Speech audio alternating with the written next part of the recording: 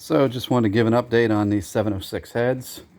I took them to the machine shop Friday morning. A little bit later in the afternoon, they called me back. They checked out good.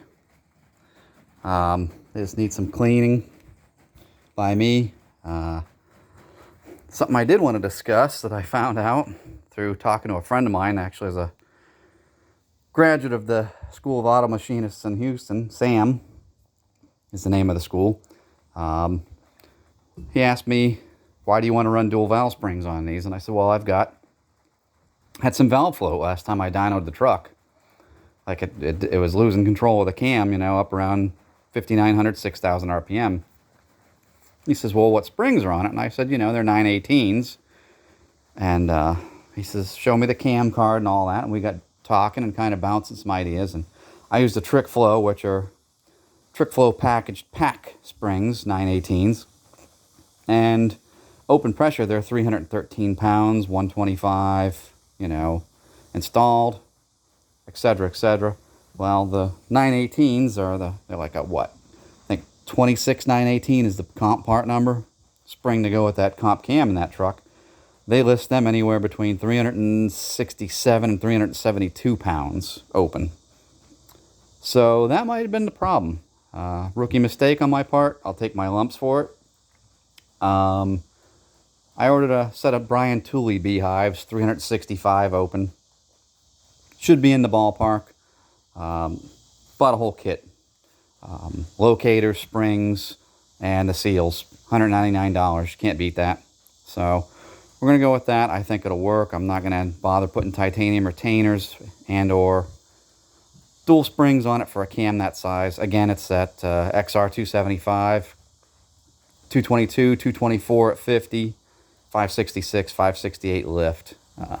It's nothing really radical. It's probably 10, 15 or so year old cam technology. It works. It was reasonably cheap is why I bought it. From a guy I knew that hadn't hardly put any miles on it. He switched to rectangular port heads on his Cathedral port headed engine, and he had to have one of those rec port cams. So his loss, my gain for that particular deal. But anyway, I'm rambling. But so that's the plan for the springs. Head porting, we're going to skip that. I started, again, same guy I talked to about the valve springs, who started kind of bouncing some ideas and talking to each other and about things. And basically he feels if I'm not willing to open these up from a 189 to a 2-inch intake valve, I'm wasting my time with the porting. And looking at the data from a lot of people's websites and the fact that many of them, they don't even offer porting unless you go to a 2-inch or 202 intake valve. So it backs it up. It's really not going to be worthwhile for me to leave this size intake valve and do any porting. So I'm going to leave them alone as is. Like I said, clean them up, swap them springs. I got a pair of new head gaskets on the way as well.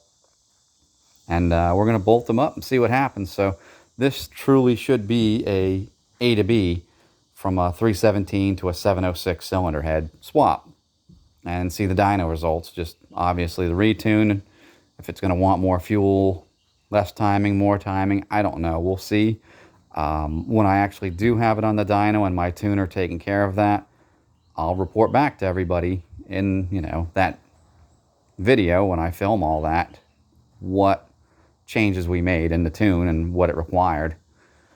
We should be able to kind of determine a few things about why, how it made more power from that, and the potential of that. So a lot of people think I'm going backwards doing this, but it's kind of one of them things. These were free after gaskets and springs and a few other little odds and ends. I should be under $300 all in, plus a little bit of dyno time and the retune. He usually takes real good care of me, so we'll be into it fairly cheap. I don't expect huge gains, but I'd like to see 20 to 30 rear wheel, if it's possible. It may not show up that much. May only get like 15, but we'll go from there at that point. it's something I've kind of been curious about. I've seen it on engine dyno. Guys like Richard Holdner have dynoed it and showed their results, and I'd like to see what it translates into at the tires and real world driving. Is it worth it? Is it a waste of my time? We'll determine that, and we'll figure it out, and good or bad, we'll post the results. So at any rate, stay tuned. Parts should be rolling in this week, and then I've just got to make time by the end of this month to go ahead and get everything swapped over and on the dyno. I work a day job like everybody else, you know, a 9 to 5 or so to speak. So I've got to kind of manage my time and work it all out between the two. So at any rate, if you stuck through for this long, I appreciate you. And we'll see you next time. Thank you.